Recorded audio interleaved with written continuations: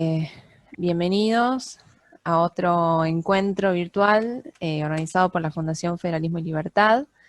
Mi nombre es Celeste, me acompaña José Manuel aquí en la parte técnica y en esta oportunidad vamos a escuchar la exposición de Bernabé García Hamilton. Bernabé desde 1999 se desempeña como socio en el Estudio García Hamilton. Es profesor en Análisis Económico del Derecho en la Universidad de Ciencias Empresariales y Sociales y profesor adjunto en Análisis Económico en la Universidad de Buenos Aires. Además, es subdirector de la Maestría en Derecho Empresarial de la Universidad de Palermo. Eh, bueno, ahora eh, vamos a darle el espacio a Bernabé para que haga su exposición y una vez que termine vamos a pasar a una sección de preguntas. Así que todo tuyo, Bernabé. Bueno, gracias Celeste y José Manuel por la invitación al webinario que organiza las fundaciones, la Fundación Federalismo y Libertad con el auspicio de la Fundación Naumann. Y bueno, y si te parece empezamos un poco con los temas que vamos a tocar hoy. Nosotros hoy vamos a hablar sobre los aspectos legales de la pandemia. ¿Sí? ¿Por qué aspectos legales de la pandemia? Porque seguramente si uno quiere hacer un repaso de la norma en general o de las normas jurídicas en general, no termina nunca. Hay más de 27.000 leyes, más los decretos, más las resoluciones provinciales, las leyes provinciales, entonces sería muy largo hacer un resumen en general, entonces nos hemos focalizado en las cuestiones que tienen relación con la pandemia o con o la consecuencia de la pandemia también, que es este aislamiento social preventivo y obligatorio, ¿no? En ese sentido, Celeste y José nos vamos a focalizar hoy en básicamente tres aspectos que el Poder Ejecutivo Nacional, a través de sus decretos de necesidad y urgencia, decretos que están sancionados, si bien son decretos del Poder Ejecutivo, son delegaciones legislativas, delegación legislativa que ha hecho el Poder Legislativo al Poder Ejecutivo, que además, como todos sabemos, desde que se ha decretado este aislamiento, el Congreso no sesionó más, no se ha juntado más a sesionar, ha hecho algunas sesiones por internet de comisiones, pero no en el pleno de las cámaras, y entonces todas las resoluciones legislativas las está tomando con facultades delegadas el Poder Ejecutivo. En ese sentido, hay principalmente tres aspectos en el que el Poder Ejecutivo ha hecho desde el punto de vista jurídico bastante hincapié en las resoluciones o en los decretos, que son básicamente los aspectos legislativos en temas laborales, los aspectos legislativos en temas del funcionamiento de algunos temas del sistema bancario y el sistema, digamos, de préstamos, y ha desarrollado alguna legislación en temas contractuales, más específicamente en temas relacionados con los contratos de locación, que obviamente son los contratos que más expandidos se encuentran en su aplicación en el ámbito privado, relaciones entre los individuos, ¿no? Entonces vamos a hacer un pequeño resumen de la normativa que el Poder Ejecutivo, con facultades legislativas delegadas, ha realizado en esos temas. Tengo una pequeña presentación para ir repasando, si les parece ahí la estoy compartiendo y vamos viendo a través de la presentación. ¿Se ve la presentación, Sí, Celeste y José? perfecto. Ahí la vemos. Sí, Perfecto. hay que ponerla en pantalla completa y ya. Ahí la puse en pantalla completa. Sí, Bien, perfecto. perfecto. Perfecto, bueno. Como decíamos, este webinario lo hemos llamado Aspectos Legales de la Pandemia.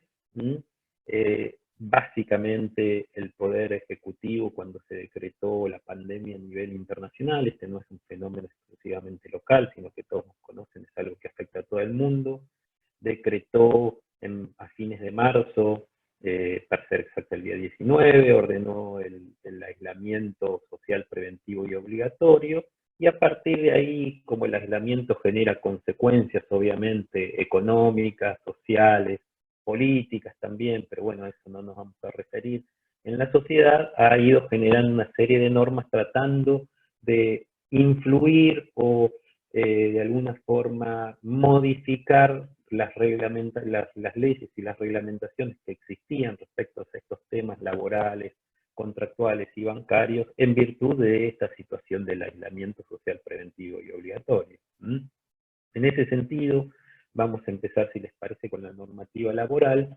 Y lo primero que hizo el Poder Ejecutivo apenas tomó conciencia de la situación de, digamos, de dificultad en la producción de bienes y servicios, básicamente, y en el comercio que se iba a producir a partir del aislamiento, fue dictar el decreto 329, que lo que hizo fue prohibir los despidos y las suspensiones sin justa causa, derogó la posibilidad que tenían las empresas frente a una situación de fuerza mayor, como es este tema de la pandemia.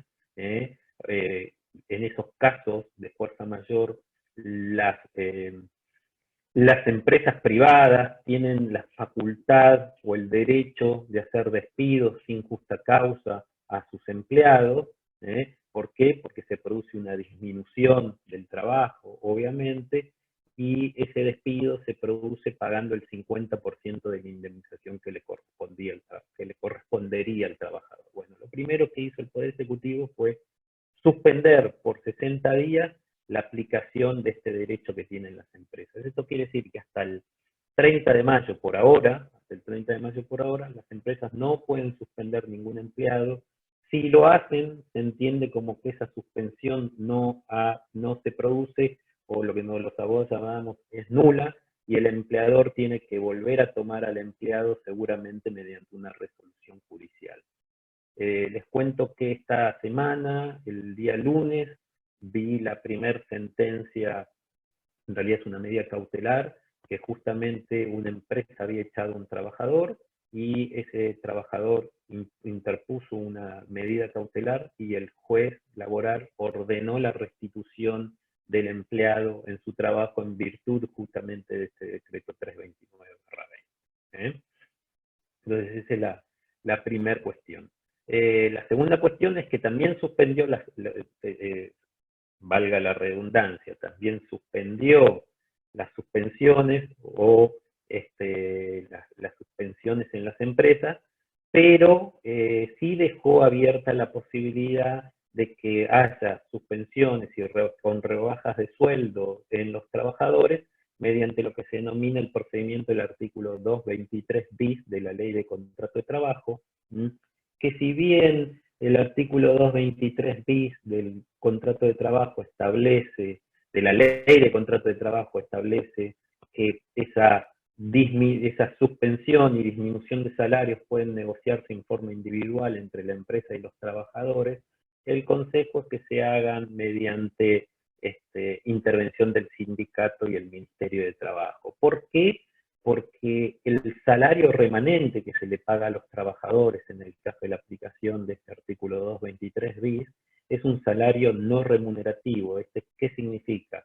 Que no paga aportes patronales por ese porcentaje del salario remanente, o de la remuneración no remunerativa, no paga cargas patronales. Entonces es bueno la intervención del Ministerio de Trabajo, la homologación del Ministerio de Trabajo, para que de esa forma el empleador esté tranquilo de que si no paga cargas sociales, tiene la autorización del Estado para no hacerlo. Si no, podría tener alguna verificación de los organismos de recaudación y decir, señores, ustedes no tienen una homologación del Estado para no hacer el pago de esas cargas. Entonces, digamos, no lo establece específicamente la norma, pero sí la recomendación es que si van a hacer la aplicación del artículo 223 bis de la Ley de Contrato de Trabajo, lo hagan mediante la intervención del sindicato y la homologación del Ministerio de Trabajo. Bien. Por otro lado, además de la sanción del decreto 329 del 2020, el Poder Ejecutivo también sacó en su oportunidad el decreto 332, que es el programa de asistencia y emergencia al trabajo y la producción. Básicamente, lo que establece ese programa de asistencia al trabajo y la producción es ayuda, viendo esta situación de pandemia que iba a castigar el comercio y la producción, intenta una ayuda o beneficios para las empresas que vayan a sufrir estos graves perjuicios que sabemos que la pandemia está generando, especialmente en el sector privado. En realidad lo va a generar en todos los sectores, porque el sector público seguramente es la recaudación impositiva, pero el sector privado básicamente está muy castigado por la falta de actividad. O sea, el aislamiento de la gente impide, digamos, es un fenómeno muy especial, pocas veces ha ocurrido en la historia de la humanidad. O sea, una caída de la producción y una caída de la demanda al mismo tiempo. Entonces esto obviamente va a generar graves perjuicios en el sector privado. El Poder Ejecutivo ha sancionado algunos decretos tendientes a este programa de asistencia. Programa de asistencia que fue modificado y ampliado y especificado por el decreto 376. ¿En qué consiste en qué consiste este programa de asistencia? Bueno, la primera cuestión es no solamente qué consiste, sino quiénes pueden de alguna forma ser objeto de este programa de asistencia. Y esto, la primera cuestión es que solamente es para empresas privadas, no importa si son sociedades o personas físicas, lo importante es que sean privados, y la condición para entrar en este programa de asistencia son tres. Se tiene que dar una de estas tres, no es que se tienen que dar las tres, pero básicamente es que las actividades económicas se hayan visto afectadas en forma crítica por la emergencia sanitaria. Eso no hay duda que casi todas las empresas privadas lo han sufrido, salvo algunas muy específicas que su actividad no cayó porque son productos que se necesitan durante esta etapa. La segunda es que haya una cantidad relevante de trabajadores contagiados por el COVID-19 en esa empresa.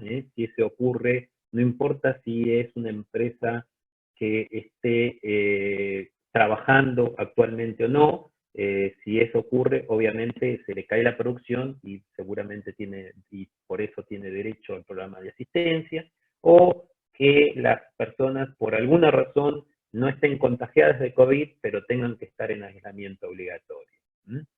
En alguno de estos tres casos, si ocurre alguno de estos tres casos, pues, digamos, cualquier empresa esté en actividad esencial o no, puede pedir el programa, lo que denominamos más vulgarmente el programa de salvataje.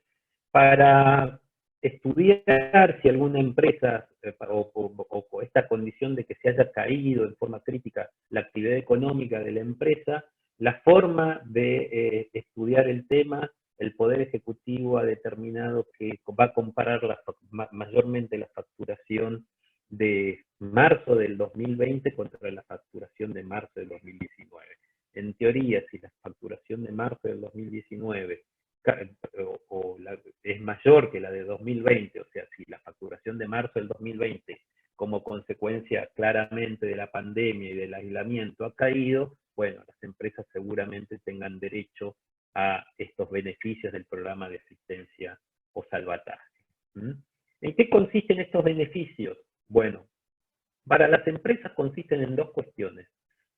Para las empresas que tengan empleados, va a consistir en que el Estado abonará una parte hasta el 50% del salario. Que como mínimo será un sueldo máximo, un sueldo mínimo vital y móvil, y como máximo 2 sueldos mínimo vital y móvil. Entonces, hasta el 50% del plantel de trabajadores de la empresa, el Estado va a pagar esos sueldos. Como mínimo, un sueldo mínimo vital y móvil va a ser el aporte, pero no va a ser mayor de 2 sueldos mínimos vital y móvil. El sueldo mínimo vital y móvil está en 16.700 pesos aproximadamente, así que digamos que el máximo aporte que el Estado va a hacer al salario de un trabajador o de un empleado va a ser de aproximadamente unos 33.000 y pico de pesos, ¿no? La segunda, y hasta un 50%. El segundo beneficio es que puede haber postergaciones en el pago de las contribuciones patronales o reducción del 95% en el mes de abril. ¿Qué significa esto? Que sobre los aportes, las contribuciones patronales, no sobre los descuentos que el empleador le hace al empleado, o sea, jubilaciones, obra social y sindicato, o algún otro descuento que establezca la norma respecto de ese convenio, sobre eso no, sino sobre las contribuciones patronales. Puede haber una reducción de hasta el 95% de las reducciones de las contribuciones patronales, o puede no haber ningún tipo de reducción y sí una postergación en el tiempo. Eso depende del análisis que va a hacer el Poder Ejecutivo a través de la FIP y el Ministerio de Producción, para de alguna forma establecer qué le corresponde a cada empresa. En nuestro caso hemos visto de algunos clientes que le dieron los dos beneficios, pago de salarios al 50% más aportes más reducción de los aportes. Hemos visto en algunos casos que le dieron el pago de salarios más una postergación de las contribuciones hasta el mes de junio, y hemos visto algunos casos que solamente le han dado el 50% de los sueldos y no le dieron ninguna reducción ni postergación de aportes. Esto indudablemente sale del análisis que hace el Poder Ejecutivo, que como sabemos en algunos casos podrá tener cierta arbitrariedad o no. Bien, ¿y en qué consiste la otra asistencia del programa?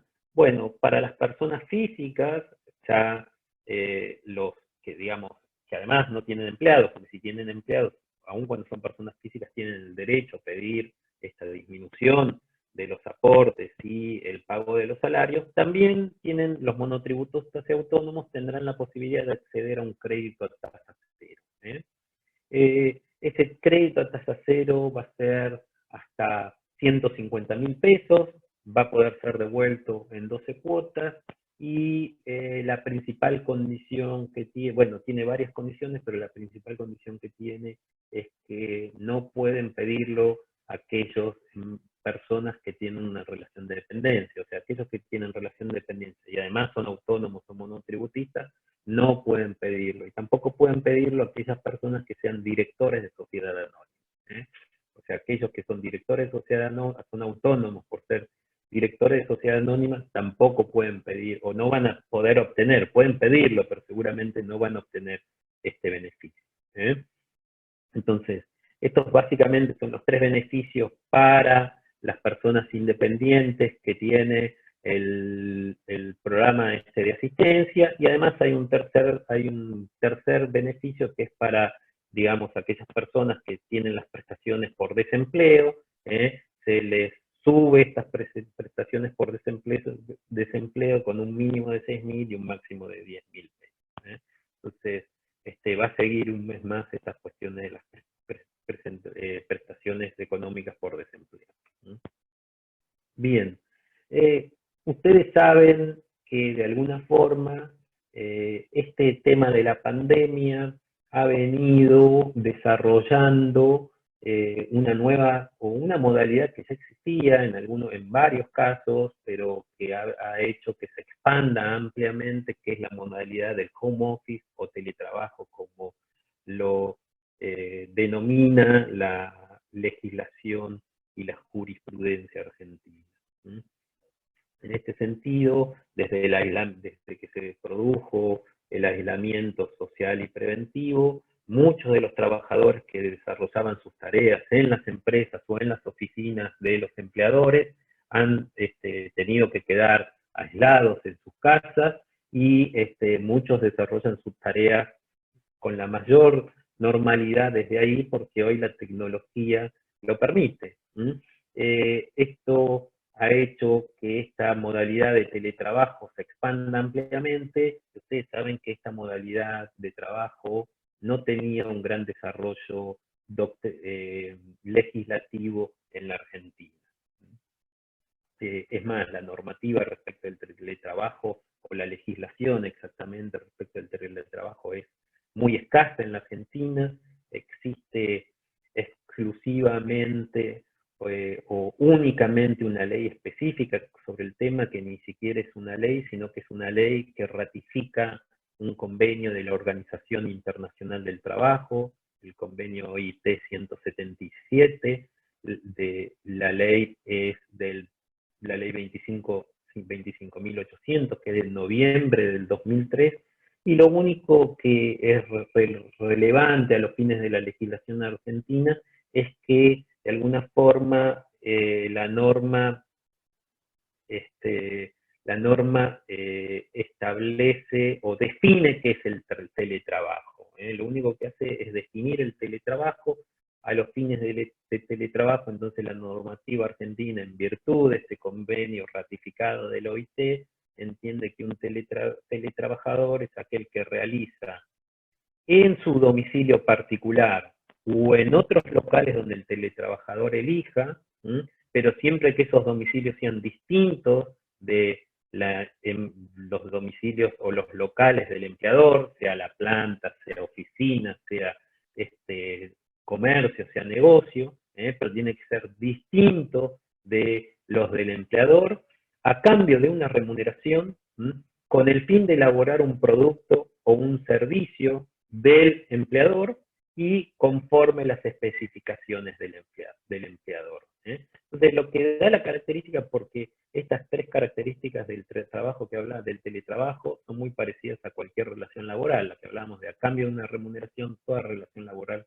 probablemente es a cambio de una remuneración, con el fin de elaborar un producto, prestar un servicio, también es una característica de toda relación laboral, y conforme las especificaciones del empleador, también es una característica de todas las relaciones laborales. Lo que le da la característica especial al teletrabajo es que se realiza en un domicilio ajeno a los locales del empleador. Se realiza o en el domicilio del trabajador o en un local donde el trabajador y el empleador y el empleado combinen, pero fuera de los locales de propiedad o donde se realizan el resto de las actividades de la empresa.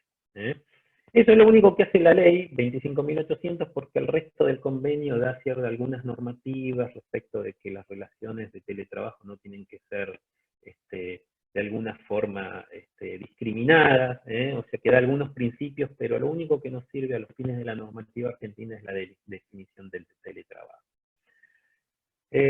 Entonces, como casi no hay normativa aplicable específica al teletrabajo o legislación aplicable específica al teletrabajo, ¿en qué se va a basar el teletrabajo? Y bueno, va a terminar basándose en el resto de la normativa en la que se trabaja normalmente en las relaciones de dependencia, o las relaciones de empleo, que son la ley de contrato de trabajo, la ley de higiene, salud y seguridad, que también será aplicable al teletrabajo, y también la ley de riesgo del trabajo, que va a ser aplicable al teletrabajo. Entonces, básicamente esa es la legislación que va a ser aplicable al teletrabajo, pero sí hay una resolución de la Superintendencia de Riesgo de Trabajo, que podríamos decir es la única normativa específica, sin perjuicio de la ley 25.800, esta resolución de la Superintendencia de Riesgo de Trabajo es la única normativa específica respecto del teletrabajo. Y miren, la verdad que no hay ninguna ley, salvo la ratificación del convenio del OIT. Hay muy pocas disposiciones de presidencia, o sea, decretos del Poder Ejecutivo. Hay muy poquito, les recuerdo, digamos, algunas disposiciones, algunas resoluciones del Ministerio de Trabajo respecto del teletrabajo, del año 2012, la resolución 147 de 2012, la resolución 595-13, que creó el programa de promoción del empleo del teletrabajo, así, digamos, y lo único que hay específico es, y aplicable al teletrabajo, es una resolución de la Superintendencia de Trabajo, o sea, ni siquiera del Poder, nada del Congreso, o muy poco del Congreso, muy poco del Poder Ejecutivo, muy poco del Ministerio de Trabajo, y solamente una resolución de la Superintendencia de Riesgo de Trabajo que dispone algunos lineamientos mínimos respecto de las condiciones de seguridad y higiene en que debe desarrollarse esta modalidad de trabajo. En este sentido, ustedes pueden leer el decreto, pero básicamente lo que establece el decreto son algunas condiciones que tiene que darle el empleador al trabajo o algunos instrumentos que el empleador tiene que entregarle al trabajador para que realice el teletrabajo, que son una silla ergonométrica, un extintor portátil por cualquier problema de incendio, un botequín de primeros auxilios por si hay algún tipo de accidente durante el cumplimiento del trabajo, accidente físico, digamos, y una almohadilla para ratón, un pad mouse.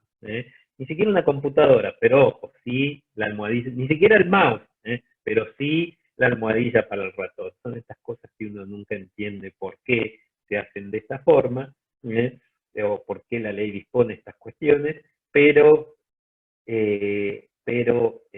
son las únicas condiciones que establece para que cumple el empleador respecto del trabajador. Sí sería importante, este sí es un consejo nuestro, sí es importante, digamos, consideramos que hacer una inspección entre el empleador y la un superintendente o alguien perdón, no un superintendente, pero alguien de higiene y seguridad de la empresa, más alguien de la superintendencia de la ART que se ha contratado, hagan una verificación del lugar del trabajo para entender que el lugar del trabajo del teletrabajador se encuentra apto. Y en segundo lugar, también el cumplimiento del manual de buenas prácticas de salud y seguridad en el teletrabajo, que es un manual que ha generado el Ministerio de Trabajo para, de alguna forma, evitar o disminuir la posibilidad de ocurrencias de accidentes de trabajo o enfermedades profesionales en teletrabajo. Después sí, nosotros también es un consejo, consideramos importante que si se va a hacer un contrato de teletrabajo con algún empleado, se haga un contrato individual respecto de las condiciones en que ese teletrabajo se debe realizar y también darle un marco si cualquier empresa va a formalizar esta modalidad de teletrabajo, además del contrato individual con cada uno de los trabajadores, debería tener un reglamento respecto del teletrabajo que haga de marco general para todos los empleados de la empresa que realizan su trabajo por esa modalidad. Por último, hay que tener muy en cuenta el tema de los accidentes laborales. La ley de ART cubre los accidentes de teletrabajo, pero claro, una cuestión está claro que puede haber accidentes durante el teletrabajo, pero ustedes saben que el teletrabajador normalmente dispone de cierta flexibilidad de horarios y cierta flexibilidad de poder, no tiene que estar cumpliendo su trabajo en una oficina física y estar ahí, sino que puede estar saliendo y haciendo sus cosas durante el día. Hay que tener muy claro, digamos, y bien pautado cuáles son las salidas que ese trabajador tiene que salir a hacer en cumplimiento de obligaciones de la empresa, porque si no está en la calle en cumplimiento de las obligaciones de la empresa y ocurre un accidente, la ART no lo va a cubrir. Entonces es importante en ese convenio que decíamos, o contrato individual, que quede muy claro las salidas que el empleado tiene que hacer por la empresa para que si ocurre un accidente haya cobertura de la ART para el empleador. Todas estas obligaciones que hablábamos del decreto, perdón, de la resolución 1577 de la Superintendencia de Trabajo, en virtud de la pandemia han sido modificadas por una resolución del Ministerio de Trabajo, y lo único que establece para los trabajadores o para los teletrabajadores durante la pandemia no son todas estas condiciones las que hablábamos, la silla ergonométrica ni el matafuego, sino simplemente mandar una nómina de trabajadores afectados a la ART y el domicilio y la frecuencia, cantidad de días y horas por semana en las que van a hacer esa modalidad de trabajo. Entonces, por la pandemia, aquellos trabajadores que normalmente realizan su trabajo en la empresa y que ahora estén realizando su trabajo desde el domicilio donde estén haciendo el aislamiento, no es necesario que se cumpla con esas condiciones de la resolución de la superintendencia de la que hablábamos ahora, sino simplemente que manden a la RT una nómina de los trabajadores que están afectados al teletrabajo y el domicilio y la frecuencia con que realizan, el domicilio donde realizan esas tareas y la frecuencia con la que la realizan. Bien, con el tema habiendo desarrollado un poquito este tema del teletrabajo, damos por terminada la parte de la normativa respecto o que ha generado, o lo más importante, porque el Poder Ejecutivo ha desarrollado mucho más o bastante más normativa relacionada con las cuestiones laborales de las que hablábamos, pero la más importante, sí, especialmente para las empresas privadas, es esta de la que veníamos repasando. La prohibición de despidos y suspensiones, sin perjuicio de esto, la posibilidad de hacerlo a través del el artículo 223 de la ley de contrato de trabajo, el programa de asistencia al trabajo y a la asistencia económica a las empresas, y toda la normativa respecto del home office. Pasemos ahora, si les parece, a la normativa que ha decretado el Poder Ejecutivo en temas bancarios y financieros, donde ustedes saben que ha habido, si bien hay resoluciones del banco, digamos, hay algunas, esto lo hace a través, el Poder Ejecutivo ha dictado algunos decretos, el Banco Central ha dictado alguna normativa específicamente respecto de que vienen de estos decretos del Poder Ejecutivo, o sea, que implementan estos decretos o estos conceptos de los decretos del Poder Ejecutivo, y en algunos casos, respecto, por ejemplo, de los planes de ahorro, lo ha hecho su autoridad de aplicación, que es la Inspección General de Justicia. Bien, respecto de las entidades financieras y cambiarias, ustedes saben que hoy los bancos están funcionando en forma limitada. La gran mayoría de las operaciones se hacen a través de Internet o pueden hacerlo a través de los cajeros que hay en todas las sucursales, pero la atención al público está disminuida, salvo para pago de jubilaciones y pensiones y asistencia. Para ir por caja hay que pedir turno en los bancos.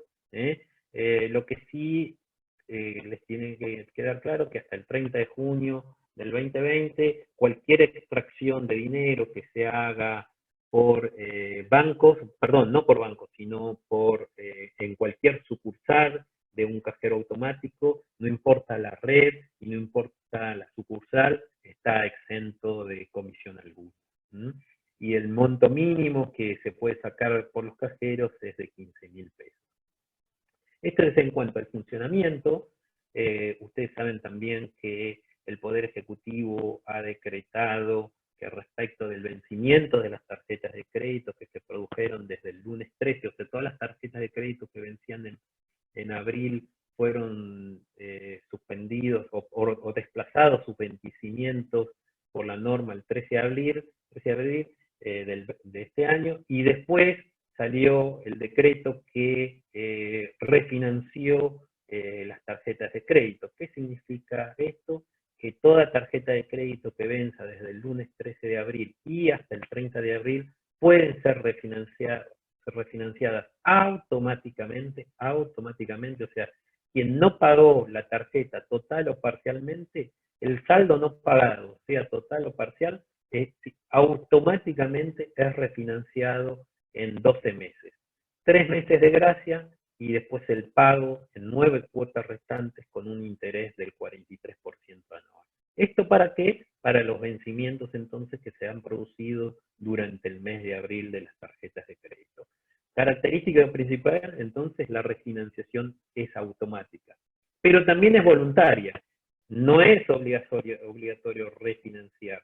Pueden refinanciar los que quieran, o sea que los que quieran pueden pagar el saldo o pueden pagar un saldo parcial y refinancian lo no pagado.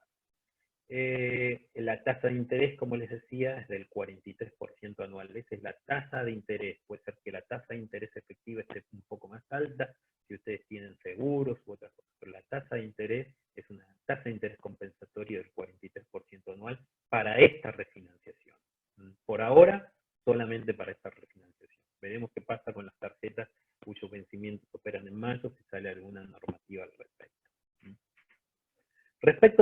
créditos bancarios que tienen particulares o empresas.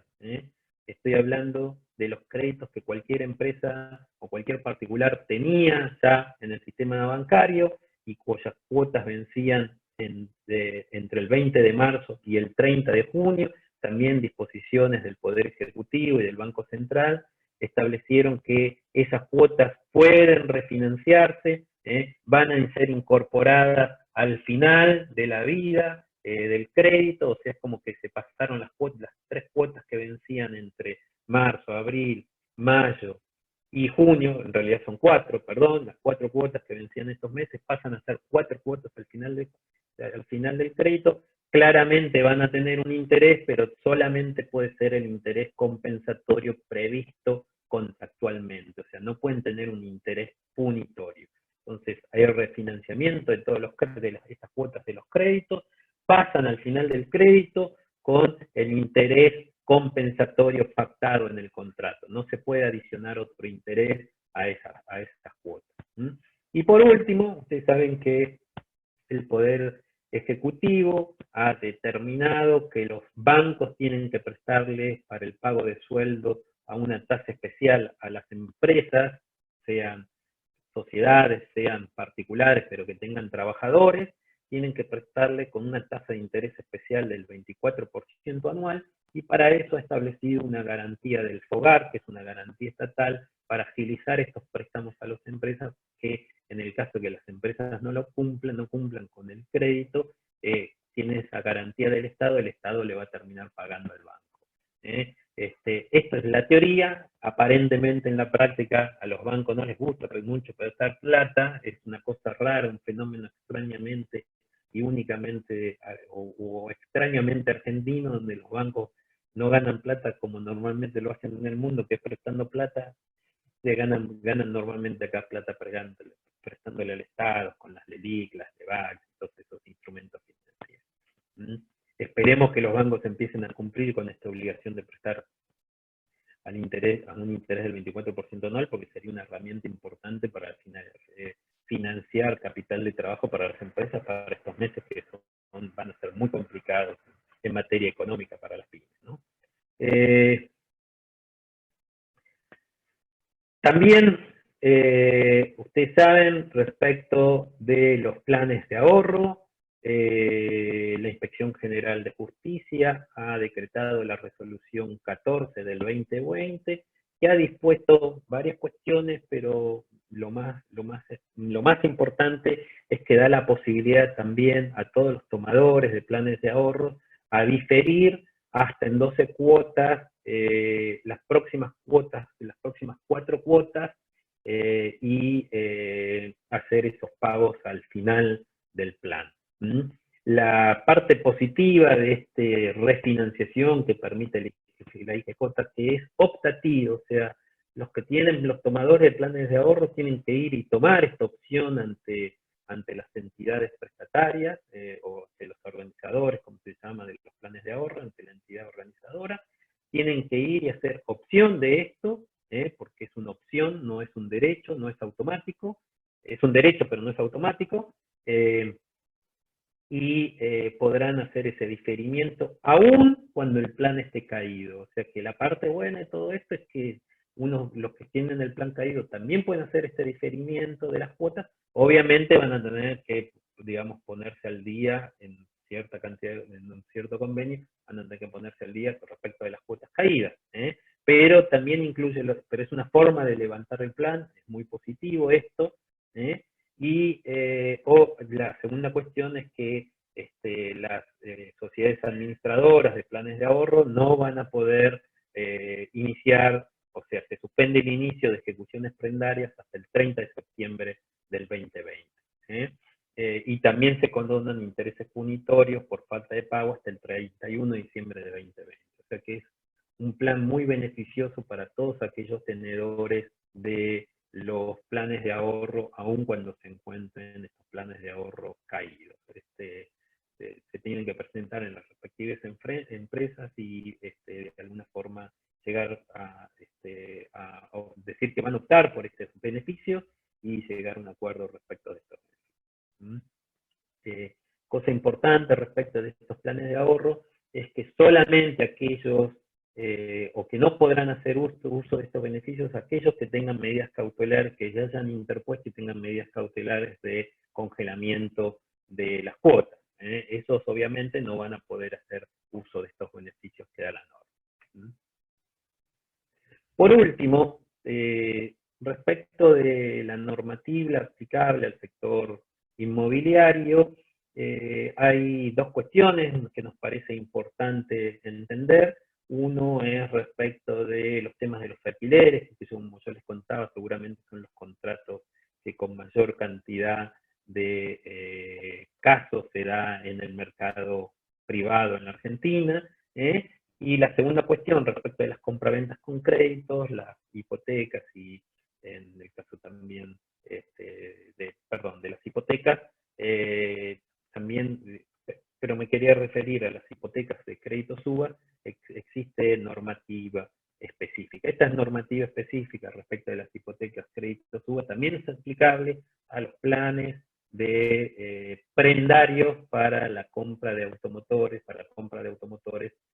con el sistema UBA. Entonces, sean hipotecas o créditos prendarios, sistema UBA, hay una disposición respecto al congelamiento de las cuotas que, bueno, ahora vamos a revisar.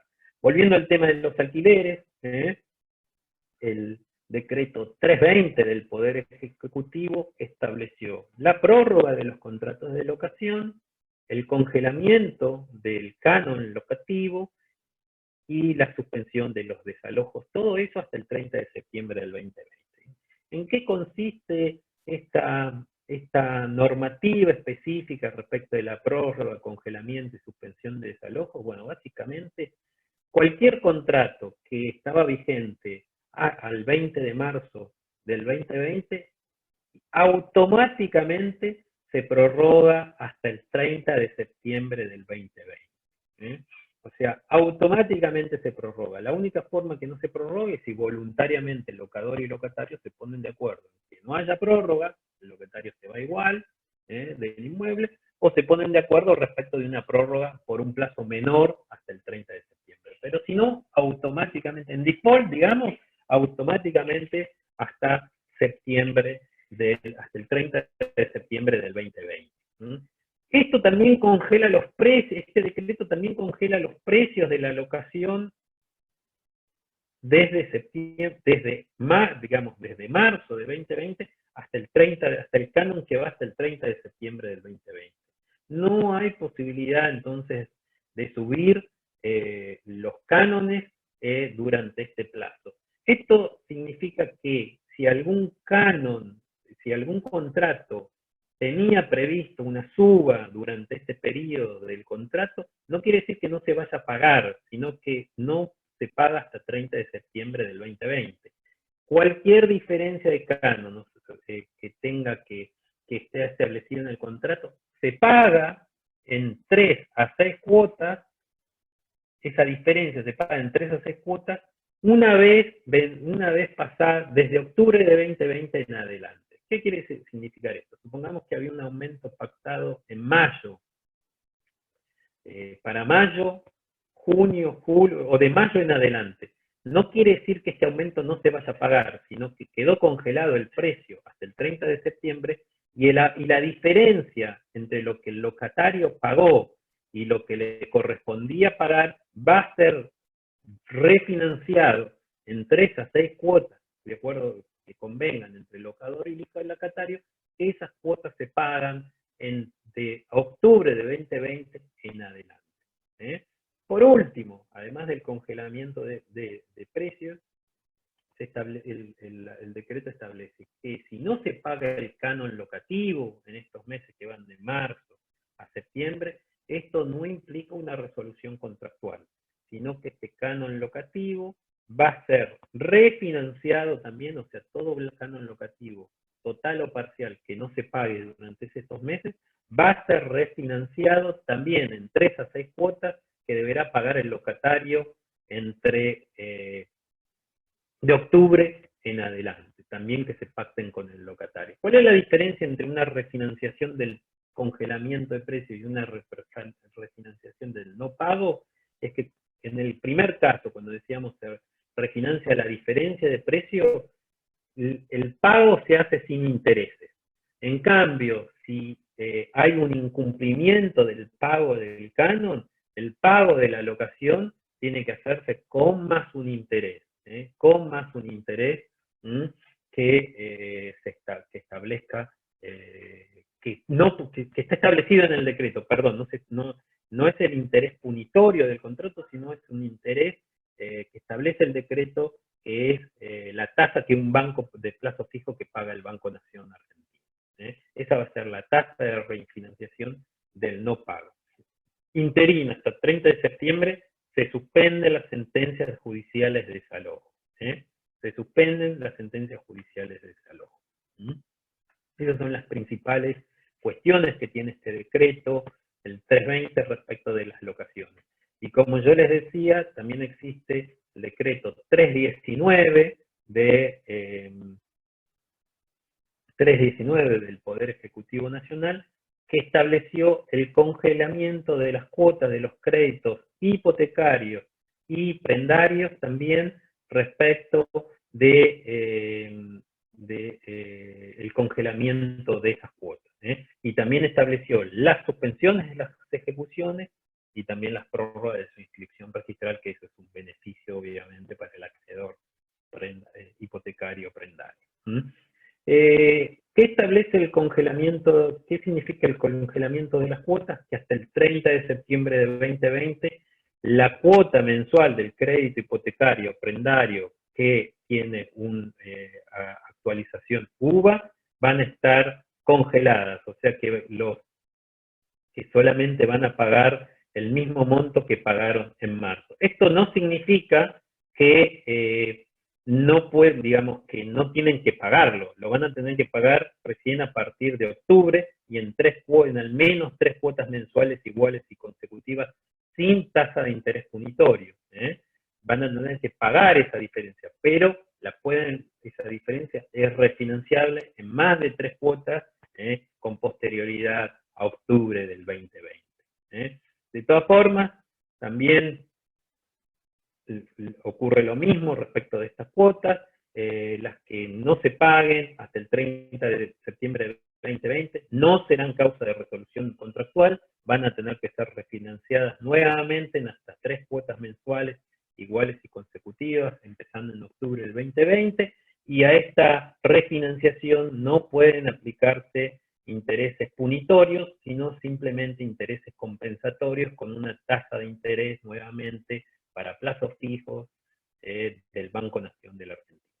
Y el otro beneficio que tiene este decreto es que hasta el 30 de septiembre de 2020 las ejecuciones hipotecarias y prendarias judiciales o extrajudiciales están suspendidas. Ya sea que estén en trámite, se suspende el trámite, ya sea no se puede iniciar nuevas ejecuciones hipotecarias y prendarias.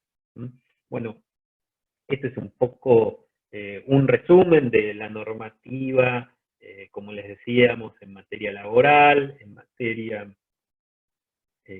contractual y en materia respecto un poco del funcionamiento para los consumidores del sistema bancario y financiero argentino. Espero que les haya sido de utilidad y en todo caso, si alguno tiene una pregunta, supongo que Celeste y José Manuel las podrán ir haciendo por parte de los oyentes, ¿no? Ok, muchas gracias, Bernabé. Vamos a pasar entonces a la sección de preguntas. Vamos a empezar con esta que justamente no tiene autor, sino que dice Galaxy algo, Galaxy J6, bueno, un anónimo, que pregunta, ¿AFIP puede intimar por pago adeudado? AFIP en estos momentos está, digamos, lo que se denomina de feria también, o sea, la parte de ejecuciones de AFIP, obviamente que parte de AFIP está trabajando, pero la parte de ejecuciones está de feria, ejecuciones, intimaciones y ejecuciones, Y además hay una feria judicial también en gran parte del país, la justicia está de feria, o sea que no se están iniciando nuevos expedientes judiciales, algo que sea algo muy, lo que se denomina temas de feria, o sea, temas que tienen que ser resueltos inmediatamente. Así que no, AFIP no está cursando intimaciones, no está iniciando ejecuciones todavía por las deudas. Eso no quiere decir que no haya iniciado antes de que se decrete el aislamiento. En ese caso pudo haber iniciado antes y todavía no te enteraste si está en ejecución, pero por ahora no lo está, por ahora no está haciéndolo. Bien, vamos a ir con la pregunta de Perfecto. Olivos Montessori. Respecto a las deudas por tarjetas de crédito, vi que el banco refinanció el próximo vencimiento automáticamente el saldo. ¿Ello es en 12 cuotas?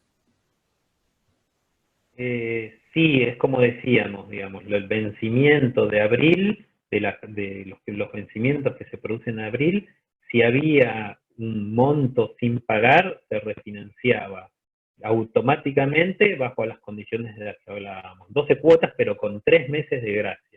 Hay 3 meses de gracia, 9 cuotas restantes, con un interés total de la refinanciación en el 43% anual. Perfecto. Tenemos otra duda acá de José Humberto Salinas. Él te plantea sobre la suspensión de la ejecución prendaria. Con la ley de prendas se hacen las acciones de secuestro. ¿Esa acción está incluida en estas suspensiones o está exenta? Bueno, nuevamente, de facto hoy por la feria judicial están suspendidas todo tipo de acción judicial, porque hay feria. Y hasta el 30 de septiembre el decreto dice que están suspendidas todas las acciones judiciales. Entendemos que incluye también, lo que entiendo que preguntaba es específicamente el secuestro prendario, lo que a veces hay una acción privada de ejecución prendaria, o sea, el monto no se discute en sede judicial, sino que lo único que se hace en sede judicial es la medida cautelar de secuestro del bien. Nosotros entendemos que eso también, el secuestro del bien también está suspendido en virtud de ese decreto. Bien, vamos con otra pregunta. Tenemos acá a Arturo Farenza preguntando cómo operaría el tiempo de la prescripción, cómo operaría dentro de la suspensión de las ejecuciones judiciales y extrajudiciales.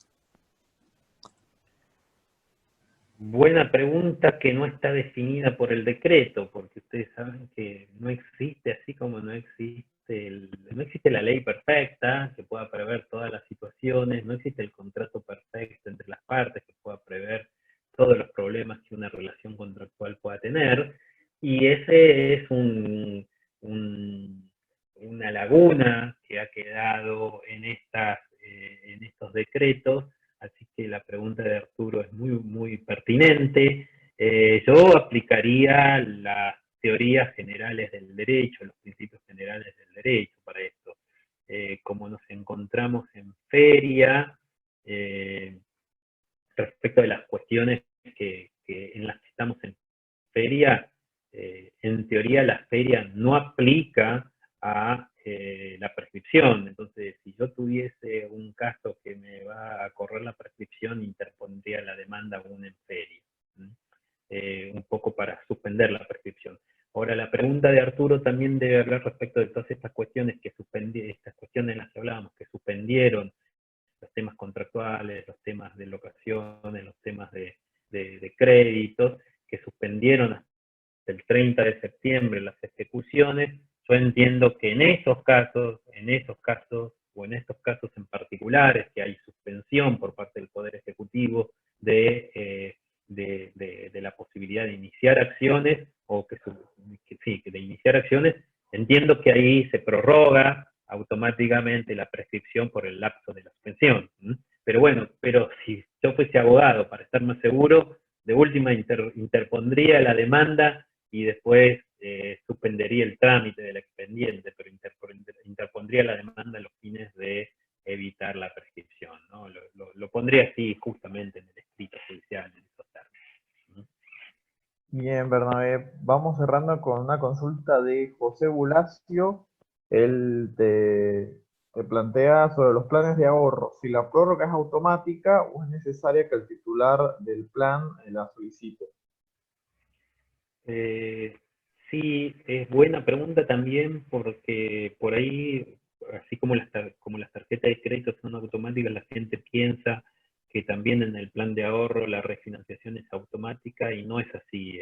Yo lo dije durante la conversación, durante la charla, pero es bueno reiterarlo. No, en los planes de ahorro hay, digamos, es una opción, así que el tomador del plan de ahorro específicamente tiene que ir a la empresa organizadora o la financiera, digamos, que son las empresas normalmente financieras de las terminales, de las casas matrices, y establecer cuál va a ser la forma en que quiere refinanciar las próximas cuotas que son que son las próximas cuotas a pagar, que son las que se pueden refinanciar.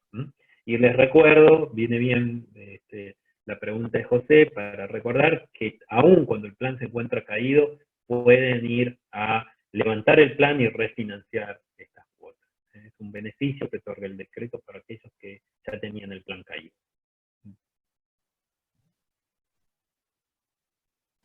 Bueno, ya nos hemos quedado sin preguntas, así que, Menos bueno, mal, porque yo muchas ya me gracias. estaba quedando sin ¿Ah? respuestas también, ¿eh? Bueno, muchísimas gracias, Bernabé, por tu tiempo, por la buena onda de siempre, y esperamos encontrarnos pronto, ya una vez que termine toda esta pandemia, encontrarnos también con nuestros socios, con la gente que ayuda a que podamos seguir adelante con la tarea de la fundación. Así que bueno, agradecerles a todos por el apoyo, por las ganas y bueno, será ya hasta un próximo encuentro. Bueno, gracias Celeste, gracias José Manuel, a través de ustedes agradecerle a todos los directivos de la Fundación, a todos los chicos que trabajan y también a todos los que han tenido la buena voluntad de escucharme hoy. Les agradezco desde ya a todos y esperemos sí que cuando termine este aislamiento podamos vernos en Tucumán, como siempre ustedes organizan estos eventos, trabajando en pos de una sociedad más federal, más libre para todos. Muchas gracias y los felicito porque siguen trabajando a pesar del aislamiento, a través de estas nuevas tecnologías, pero es un ejemplo de la Fundación cómo sigue trabajando. Muchas gracias. Muchas gracias, un abrazo. Un abrazo.